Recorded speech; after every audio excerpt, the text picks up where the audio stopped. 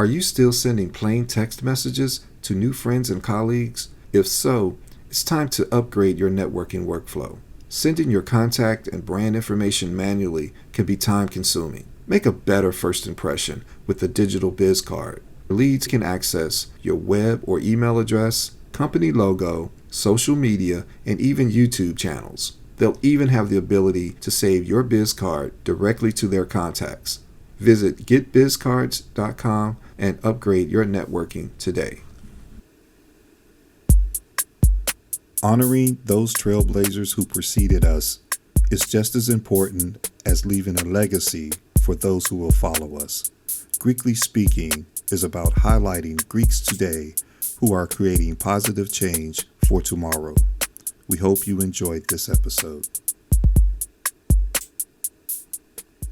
Hi, welcome to Greekly Speaking. I'm Eric Tucker, and joining me for this episode is Eric Brundidge of Omega Psi Phi Fraternity Incorporated.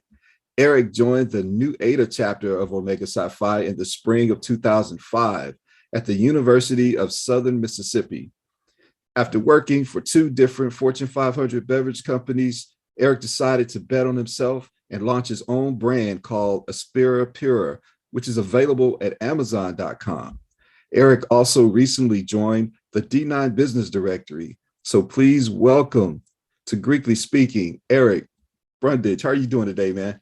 I'm doing well. Thank you for having me. Once again, shout out to the Qs, shout out to the bros. I gotta do it like usual. It wouldn't be me if I didn't do it. So yeah, but just, thank you for having me, and, thank you for everybody that's tuning in and watching. Hey, it's all good, man. All we really trying to do is show some love and highlight individuals such as yourself, man, finding ways to navigate through this whole pandemic and just betting on themselves, man, and making strides and launching their own brands. And we want to dive all into that and see what you got, man. But first of all, this is Greekly Speaking, and everybody wants to know, who is this cat? I don't know, where is he from? What's going on? So let's get into what we need to get into. First of all, man. Most definitely. I'm a legacy. So it definitely played a big factor. My dad, he's a 5. I'm a 5. He pledged in the 7D. I pledged in the 7D, or I should say I went through membership intake in the 7D, whatever correctly that you want to say. He crossed Alabama State, spring 75, and then I crossed spring 05. As you can see, a lot of 5s in the reference, and then, we got the same name. He's Shogun. I'm Shogun too. So my dad played a major factor in me being the Bruz, being what I am today, and just being Greek. If it wasn't for my dad, I probably wouldn't be the Bruz at all, because, I really didn't have too many people in my family that were Greek. So my dad being Greek, showing me what it's like, showing me how they operate, taking me to picnics, doing all that good stuff, doing that father-son type of time. It really made an influence on me, just wanting to be a part of Omega Psi Phi fraternity. And that's cool, especially when they threw that college requirement out there. Whatever it takes to get you on the campus, man. That's how I'm looking at it these days. But so what was going through your mind when you were a kid and you saw these guys? I'm assuming you might have seen a pair of gold boots or two, coming through the house when you were young. I think I saw it. It was great. It was cool. I didn't know really what it is, but I really got introduced to it like hands-on even more because my brother went to FAMU. So I went to I used to go hang out with him in the summertime, and I just kind of got introduced to the Qs there, like Upsilon side, and, didn't know them then, but I just remember seeing them in person, seeing how they were acting. I remember back then when my brother was in school, they had this big old Kappa event called Kappa Luau.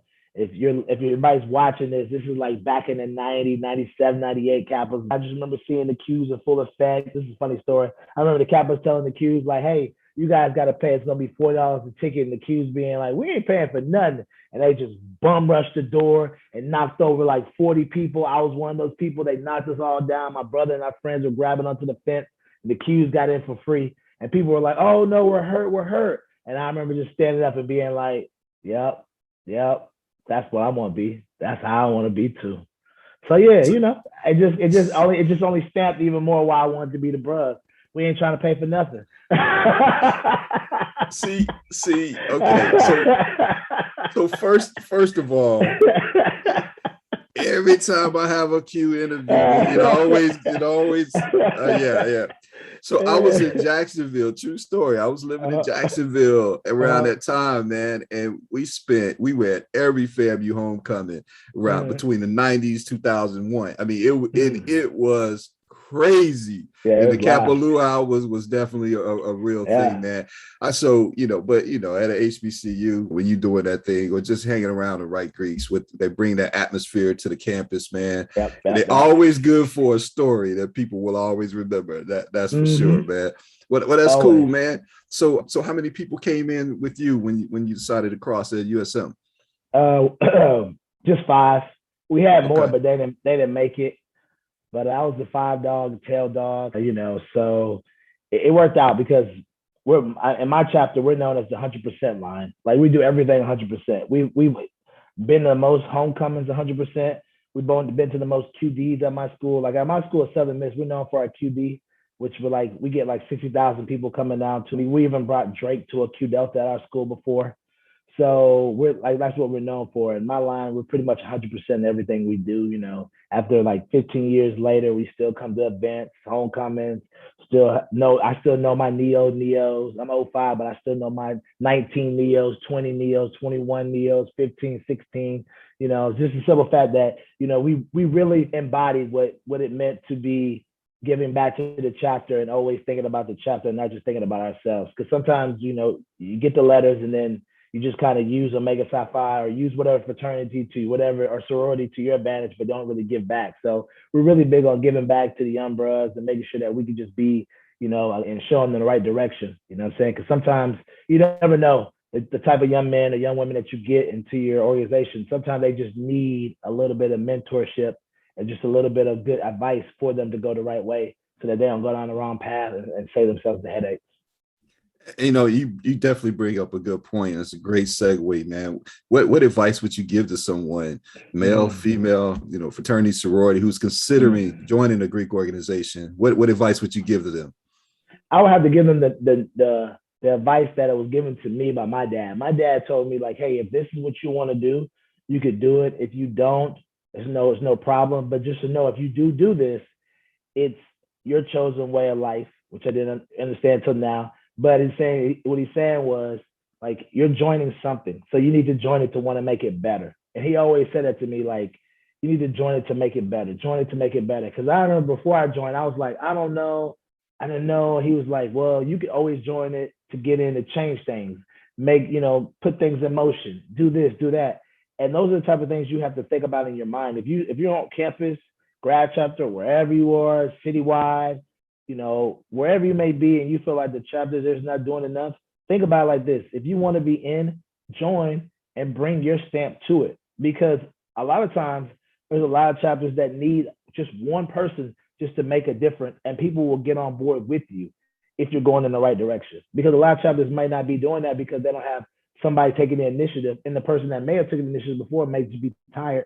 And sometimes, like they said before, that's why you have neos, to get your flame restarted, to get you reamped and want to get you re-going again. That's why me personally, I like hanging around my neos because I learn so much from them. I hear so many different things from them. And what I don't know, I could sometimes see in their energy, and then I could bring my old energy onto them and show them like, look, if you treat this well, it will treat you right. You sow what you reap. You reap what you sow. All those good things. So anybody looking to join, just know you can make a difference, but you just got to know that you got to join and have the mindset like, I'm going in to make a difference. I'm not going in to get something. I'm going in to give, because once you give, then it'll always come back to you. That's truth, man. What are some of the service projects that your chapter was known for? Well, we're known for our community service drive in the sense where we pick up trash on Highway 49. We're known for our book read drive, where we go down to the local elementary school and we help with tutoring and we help with them with their homework. We're also known for our Charles Drew drive, which we help, blood drive, blood transfusion, just Charles Drew. One of the brothers invented blood transfusion. Just want to throw that out there. And then we'll also have our Christmas drive, in the sense where during the holidays, we raise money for, St. Jude's and for everybody else. So I think overall, as being one event that we've known always for, we don't really have one. We have multiple ones that we always do because we just know like Achievement Week is big for us. And the simple fact that other community services around the community is big for us. Like we're really big into giving back. Even with the Omega Preps, we have that. even with the high school kids, even with, elementary, and just kind of giving back and doing different things, because we know like being a staple in the community is bigger than a lot of people realize, because, we always have that saying, everybody knows a Q in their life, and that's just how it just sometimes is, because you just never be surprised who you might know that's Greek and played a factor in you being a better man or better woman in your life.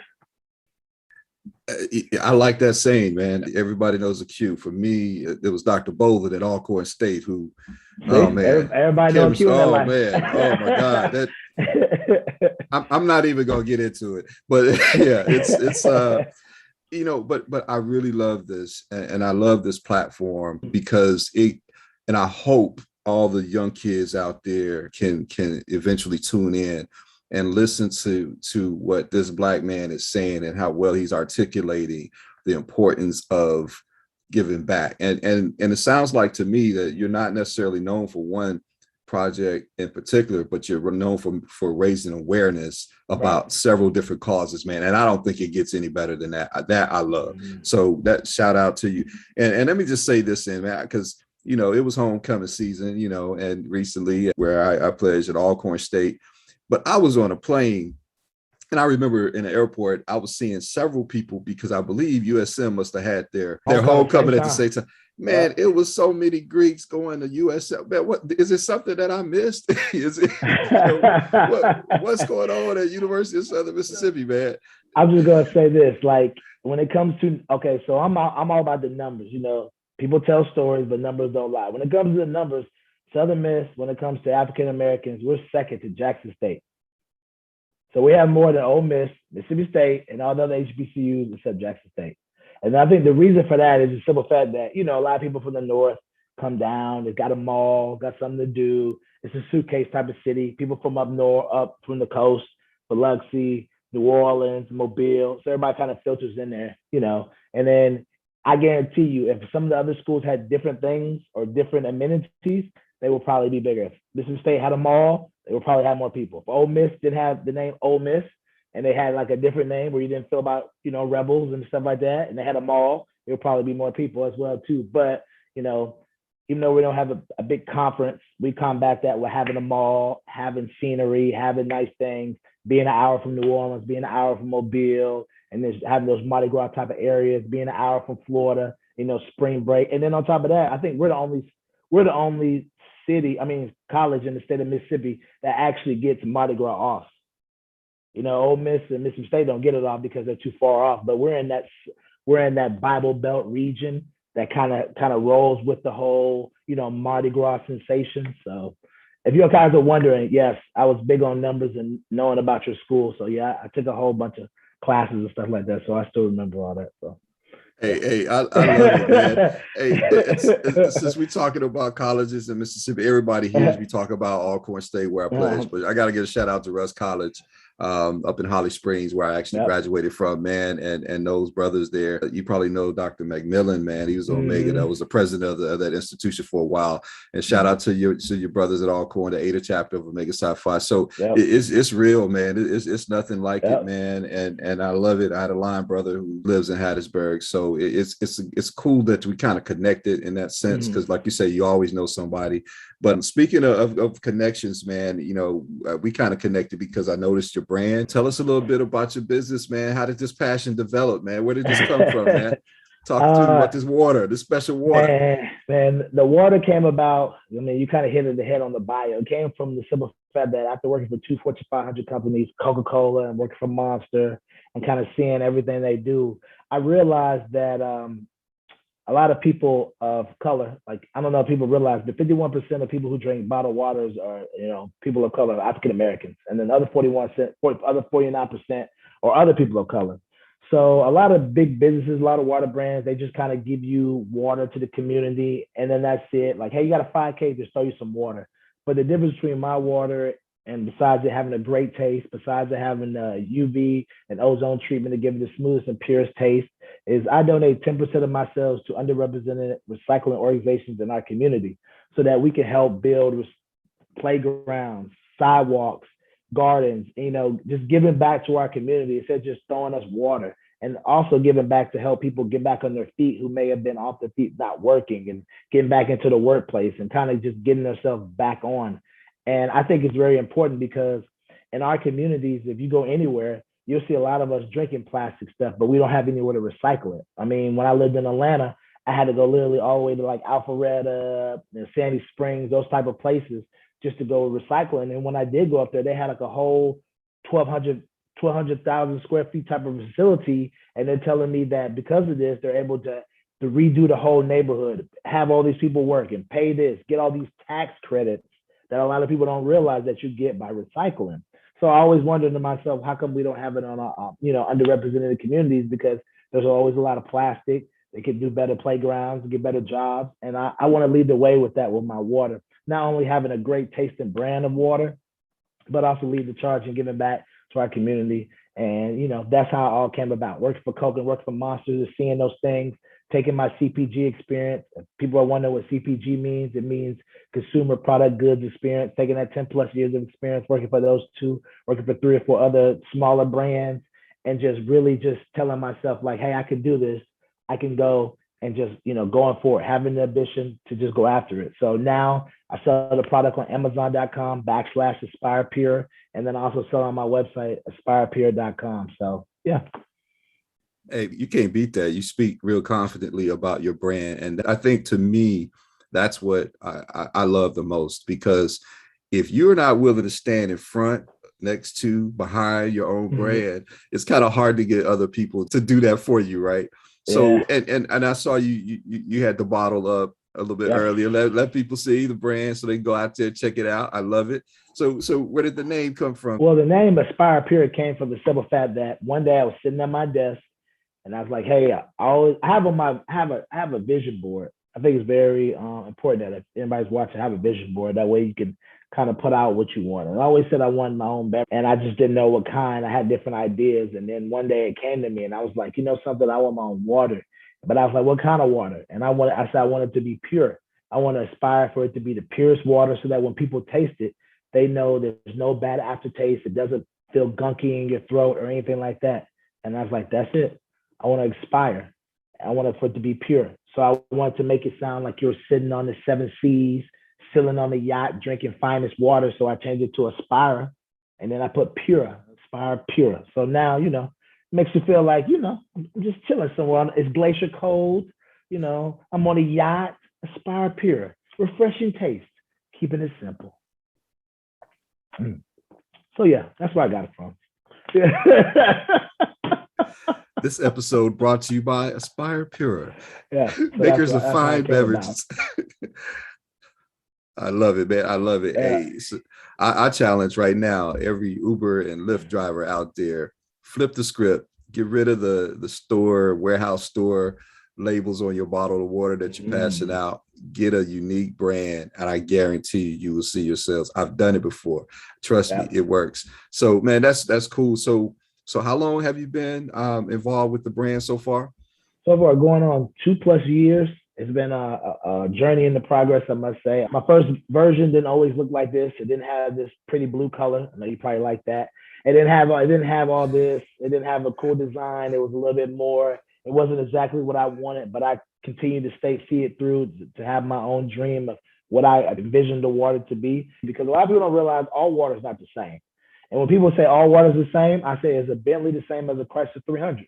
And of course they'll say no. And I said, that's how your water is, just point blank. You get the cheap tap water and you'll feel like you're not hydrated. You'll feel like you're still sweating out to the oldies. You can get the premium water. You can feel replenished. You can feel rehydrated. You can feel great after a long night of studying or working. So, there's a difference. And, it's just been 2 years plus working on it, getting it down, perfecting it. And, it's a long way to go. Like I tell everybody, I'm just building my dreams one bottle at a time. So, I'm just persevering and moving forward. Hey, I love it. And to those folks who think that all water is the same, ask the people in Flint, Michigan and Greenville, Mississippi. I've never seen brown water. Just find somebody from Greenville and ask them about water. Anyway, so, but it's cool, man. And so tell me, what is this your first business that you've ever had? No, not. What was your first? That's kind of hard. At one point, I had a dating website that flopped, and I think it didn't do well because I wasn't walking in my purpose. This is another thing that plays a factor. I had my CPG experience back then, but I didn't think about using it to like I am now. And I was trying to do something that I thought I knew, in a sense where I knew I wanted to help people and I knew I wanted to give back to people. But me never working at a dating site and me just having the goal of wanting to give back, I really didn't know that much about the field. So I was lost a lot of times and I had to do so much study and I spent so much learning into that.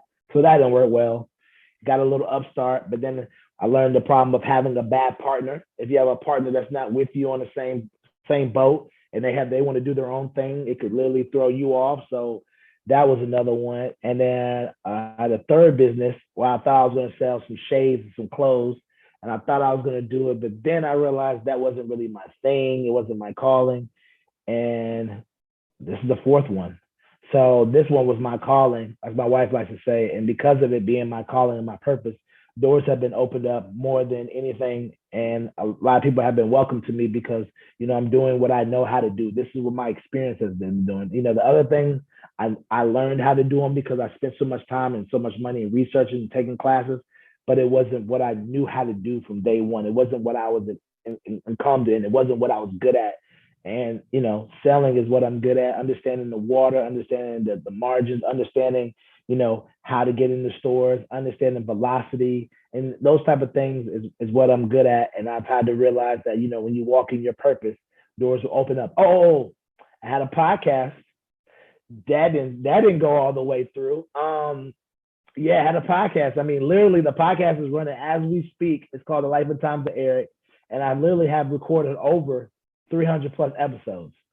So, I mean, I got listeners. I got like 300 or 400 listeners on one, but it never really took off to where it goes. So when people see the water, they be like, oh, this is great. People don't really see the all 4 or 5 other things I've done before to figure out my journey to get to now. I asked that question for a very specific reason. And I was hoping to hear the response that you provided, because most entrepreneurs that I know, they've had several different ideas. Yep.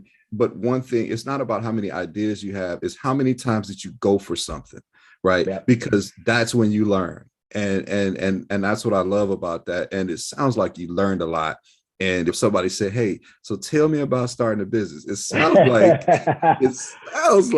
you got some pretty good advice. But first, let me say this. If you have a podcast called, what was the name of the podcast? The podcast is called The Life and Times of Eric, where I give you actionable tips that you can use today to go after your dreams, your goals, or to improve your workplace and move up the ladder. So this is what we're going to do. I'm going to appear on your podcast. Let me come on your podcast. So we're going to give you 2 Erics for one. 2 Erics for the price of one.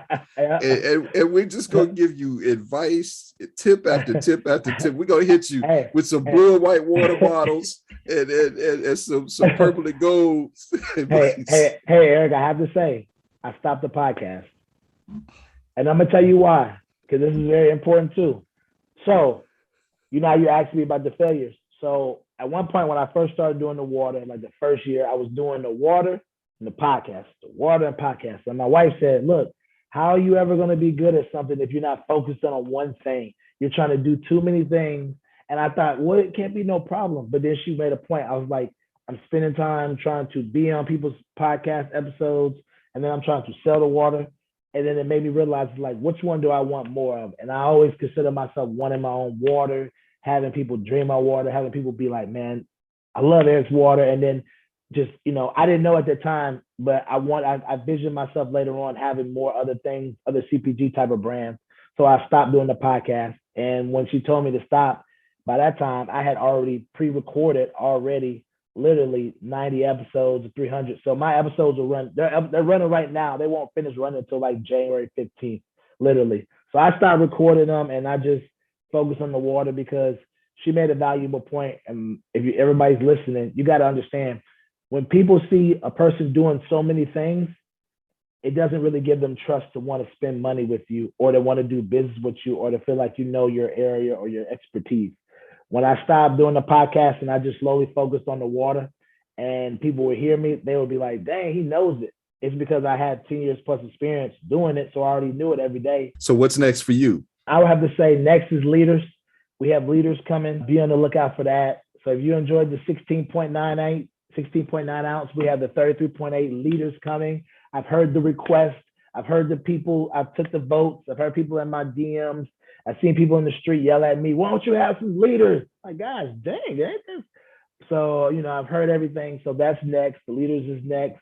And from there, it's just constantly pushing and pushing and pushing till I can run up on some capital. That's pretty much the name of the game when you deal with CPG. It's great to do direct to consumer, DTC all day, but until you get that big infuse of capital and where you're able to expand your marketing awareness, it's great because everybody tries my product, they love it, they enjoy it, and now it's just all about putting it in more hands, putting it in more bottles, and letting more people try it. So to do something like that, you need to infuse the capital, and that's what it's all about. Until we get there, we're going to just continue to keep bootstrapping. We're going to continue to work the Amazon, work the online. So, and then, because that's the crazy part, because when people ask me, like, what stores are you in? I don't think people realize what the name of the game is and how this works. Like, you just can't walk into a Target. You just can't walk into a Sprouts and be like, hey, I got a product, put me on your shelf.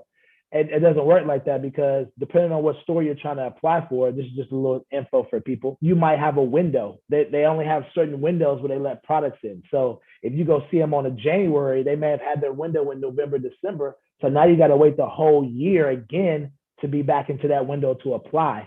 Or depending on who you're dealing with, the category manager or the buyer, they might tell you right now, we're not taking in new products and give me 3 or 4 moments, 3 more months before we bring in new products. Or if you're lucky and they do take you in, you want to make sure that, normal people I ask them, they're like, if you got brought, I've asked them this question, Eric. I say, hey, if you got brought to a store, what would you want to be? They're like, I want to be nationwide. I want to be everywhere, Eric.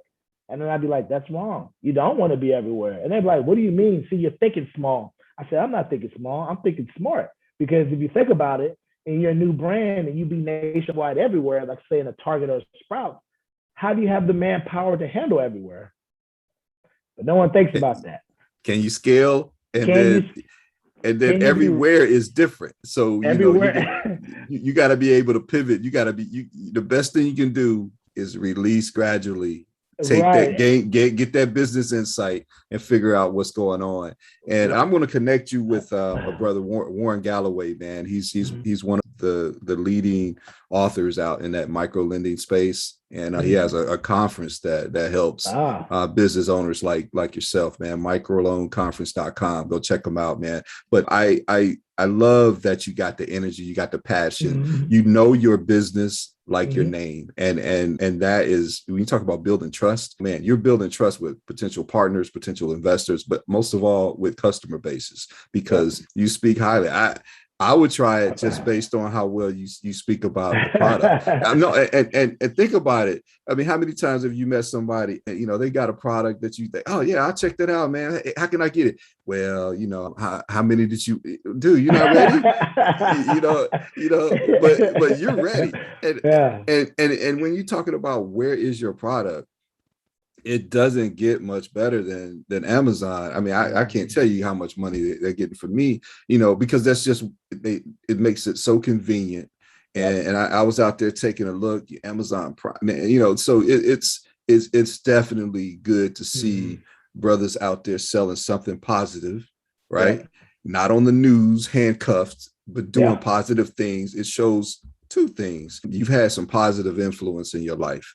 And that's good. You had some goals, you had a vision board. And it also tells me that for those young people that you come across, you're going to be able and willing to drop great pieces of advice for them. And I appreciate you just stopping by and talking to us for a few minutes here on Greekly Speaking. And if there's anything we can do to promote anything else you got going on in the future, man, definitely don't hesitate to let us know. Okay. No problem. I like I said, thank you for having me here.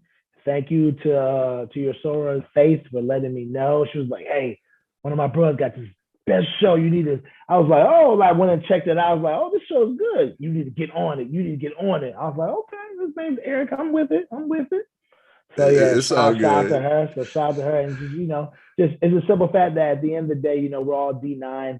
And I want to end it on this note. A lot of times when you're in college, you don't realize that a lot of people you think are your worst enemies when you get out of school, they're not your enemies no more. All that stuff in college is petty now. Now it's like, yo, if I can work with so and so, I don't care what he looks like. If he looks like me, that's even better. But just all about just making a legacy and being the best person that you could be. So, I always try to make sure I tell Neos that and let them know, like, this is just for now.